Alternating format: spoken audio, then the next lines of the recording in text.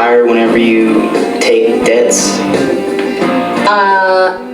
A mortgage that the interest rate can fluctuate, go up and down, maybe? Balloon mortgage is a mortgage that gets higher, or raises, or it gets bigger. Eventually, over time, it continues to rise and rise and rise, just like helium in a balloon.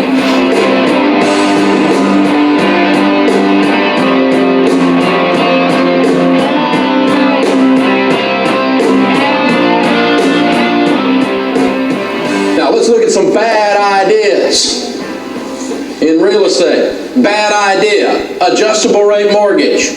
Adjustable rate mortgages were brought on with the advent of high interest rates in the early 1980s. We talked about this a little bit in the debt lesson. It's the bank transferring risk to you of higher interest rates. As rates go up, they don't want to be stuck in cheap mortgages again. They want you to go with them as rates go up. And so the concept of the ARM is to transfer the risk of higher interest rates to the borrower. Of course, interest-only loans are a bad idea because you're only paying the interest. Well, if you pay extra, it goes towards the principal. So does it on a regular mortgage. You don't have to have an interest-only to do that. A regular FHA, a regular conventional, a regular VA. If you pay extra on it, it goes extra. Well, I was planning on paying extra. Good. Don't take out an interest-only because then there's a chance you would pay only the interest. Dumb idea. Reverse mortgages. Dumb idea. I worked my whole life to get out of debt. And now I'm going to let them pay me payments while my debt goes back up. The Federal Trade Commission says reverse mortgages are fraught with fraud and con artists. Now, everybody that does reverse mortgage is not a con artist. That's not what I'm saying. But there's all kinds of con artists around this issue. And the reason is they're primarily targeted at the elderly. And the elderly are always a target for cons. So you got to be very, very, very careful with these. If you get a legitimate reverse mortgage, even then your fees and interest rates are ridiculous and high. It's a bad, bad, bad plan. Stay away from it. Accelerated or biweekly payoff. Now, the idea of paying extra, accelerating your payment on your mortgage is not a bad idea. The idea of paying extra on your mortgage by doing a biweekly is not a bad idea. The idea of paying someone a fee to cause this to happen is a bad idea. There are companies out there that will sell you magic software for $3,000 or $4,000. And the magic software will cause you to get your budget together, and you will not even have to cut your spending habits, and your mortgage will magically reduce. Bull! Mortgages don't magically reduce. Mortgages reduce when you do one thing, when you pay extra on the principal. And no software makes you do that. You've got to make you do that. The biweekly mortgage is not a bad idea, but don't pay somebody $400 or $500 to set up the biweekly mortgage. What the biweekly mortgage is you pay half a payment every 2 weeks. There are 26 two-week periods in a year. 26 halves is 13 wholes. That's like paying an extra payment a year. That's why your mortgage pays off quicker with a biweekly. It's not because it's half a payment every 2 weeks. There's no magic in the 2-week math. That's garbage. Now, if you want to set up a biweekly mortgage and you don't pay extra to do it, that's fine. But don't pay somebody $400 or $500 to pay extra on your principal in any of these cases. Dumb idea. Well, Dave, I don't want to pay off my mortgage. I get a tax advantage. I mean, have you ever heard, I don't want to pay off my mortgage, I get a tax break. I'll lose my tax deduction if I pay off my mortgage. Have you heard that? Raise your hand. Everybody's heard that. And financial people go, oh, no, you would never want to pay off your home mortgage. You're going to lose your tax deduction. I'm always confused by financial people who can't add. I want you to help me with this and show you why that this does not make sense, why this is another one of those financial myths that's out there. Let's take a $200,000 mortgage for just a second.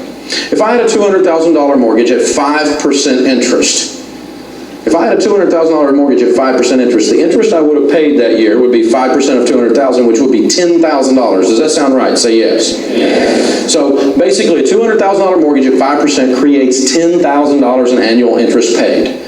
Now, if you make $70,000 a year, and if you itemize in your taxes, you can deduct, you don't have to make 70, but if you pay out $10,000, you can deduct that on your taxes if you itemize, can't you? As a tax deduction, say yes. Yes. No trick questions here.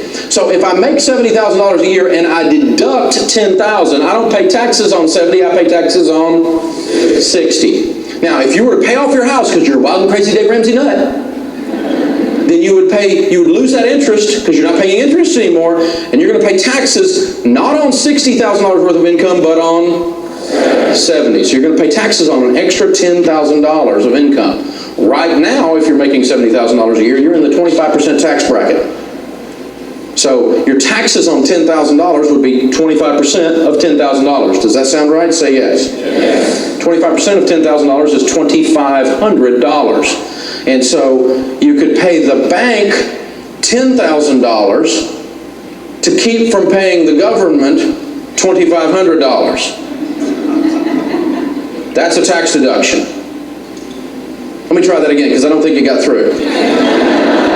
A tax deduction is sending the bank $10,000 to keep from sending the government $2,500. This is dumb. Here's an idea. What if you paid off your house and you gave your church $10,000? Would it have exactly the same effect?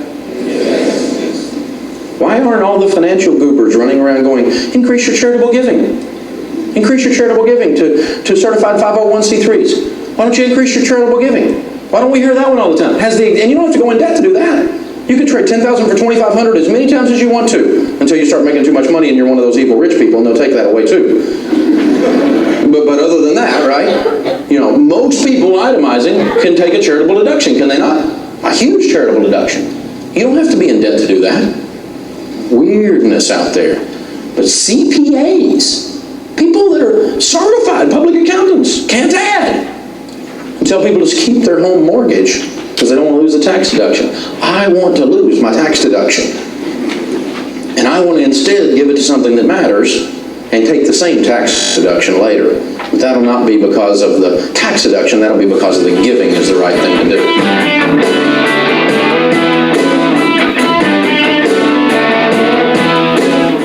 I recommend getting a mortgage from a mortgage company, and you want to get what's called a conforming mortgage, meaning it conforms to general, conventional, or FHA or VA guidelines.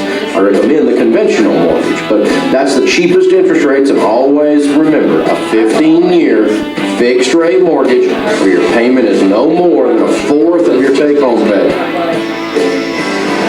I think Sally and Fannie Mae means like it's a type of name that helps give you an answer to your money or something like that. Sally and Fannie Mae probably mean a financial. Sally and Fannie Mae means. I'm sorry, I have no idea. Sally and Fannie Mae is the cookies that my grandmother makes.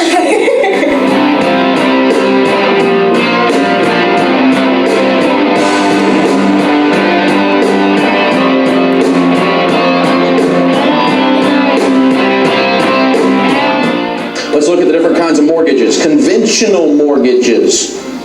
Conventional mortgages. This is usually through Fannie Mae or Ginnie Mae, Federal National Mortgage Association. It's privately insured against default. What that means is these loans are packaged together and they're sold as bonds, and they're what are called conforming mortgages. All of that to say it's a very generic, very structured process for you to get a conventional mortgage. And they are insured by you with a thing called private mortgage insurance, PMI. PMI is foreclosure insurance. If you get foreclosed on and the bank loses money, the insurance company pays the bank for the money they lost. That's what private mortgage insurance is. And if you don't put down at least 20% on a conventional loan, they require you to buy PMI. And right now it's costing you about $70 a month per $100,000 borrowed. And so PMI can be avoided by putting down at least 20%. By the way, if you have paid your mortgage down on a conventional to 20% down, to an 80% loan to value, you can cause them to drop the PMI. Or if you can get the house appraised in many cases by an appraisal company that is certified and accepted by your mortgage company, you can spend $400 or $500 getting that appraisal done, and you can show that there's at least a 20% equity position, they will drop the PMI. So that's something to look at.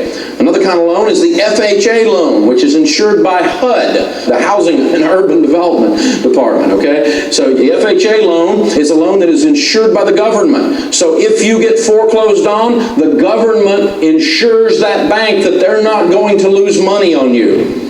These loans allow small down payments as low as 3%, and especially are targeted at lower priced homes. A lot of your first time home buyer programs have an FHA loan at their core in some way. They are currently more expensive than conventional financing, and I do not recommend an FHA loan. You're going to put down a good down payment, you're going to be in good shape when you buy if you do it the way I teach, and you can avoid a lot of fees, and you can get a cheaper loan by doing a conventional loan. The VA loan is insured by the Veterans Administration. This is designed to benefit the veteran. The seller can pay everything, and you really can move in with absolutely nothing out of pocket at all. Problem is, there's a lot of fees built into these, and the interest rates are very high. With a good down payment, the conventional loan is a better loan than the VA, which is a shame, because the VA ought to have it set up where it's good for the veteran. But really, if you're a veteran, I wouldn't buy a VA loan. I'd buy a conventional loan. It's a better deal for you. Owner financing. This is when you pay the owner over time, making him or her the mortgage holder. So if I were to buy a home from this gentleman right here, the house was paid for, and we would just do an owner finance deal, then I could give him $10,000 down or $20,000 down and agree to monthly payments just like I would have been paying a mortgage company, but he would receive the monthly payments and he would credit them just like the mortgage company. He becomes my mortgage payment. It's owner financing. Now the cool thing about that, it's a great way to finance because you can be very creative in how you structure the loan. You know, if the house is all torn up and you're buying it from an estate, you could move into the house and have no payments for a year to give you time to do the renovation out of pocket with what it would have been payments. And so you could just make something up as long as you and I agree to it, and we stick to what we agreed to, then there's not going to be a problem. You can just make it up. Now, if you've got any owner financing, here's a suggestion. With rates down, why don't you call them up and ask them if you pay them off early, how much of a discount they'll give you? Maybe you owe them $100,000 if you gave it to them right now, and you don't have to. I mean, maybe a 30-year deal. They're going to wait forever, getting a little bit at a time, but I'll give it to you right now if you'll take $70,000. They might knock $30,000 off and you go get you a new mortgage and knock those guys out. That'd be a huge discount. And that right there would have paid for this course about 1,000 times over. So you just made your money back on that one thing if you're in an owner finance situation. Now, the deal with real estate is simply this. It is a wonderful, wonderful thing to own real estate. Do not buy real estate quickly. Move slowly. Be the tortoise. Don't be the hare.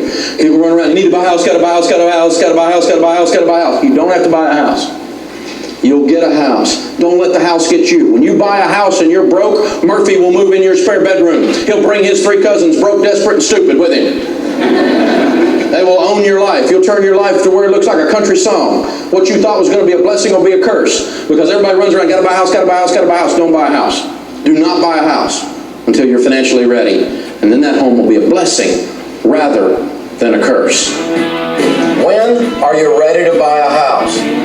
When you have an emergency fund of 3 to 6 months of expenses, when you're debt-free, and you have at least 10% down. Your house payment should be no more than 25%, that's a fourth, of your take-home pay. Owning a home carries some expenses that you won't have if you rent. Maintenance, you pay for and fix up the leak in the roof and the furnace that breaks down. And with all that extra space, you're going to need more furniture, and appliances don't always come with a house. When was the last time you had to mow and rake? Probably not too long ago if you're still living at home. Now don't get me wrong, owning a home does have advantages. It's yours, it's an investment. But these can easily become disadvantages if you've not planned and saved ahead of time. Be patient, rent cheap, and save up. Never buy timeshares or trailers or mobile homes. They're bad investments. Never buy a house with 0% interest. Never get an adjustable rate or a balloon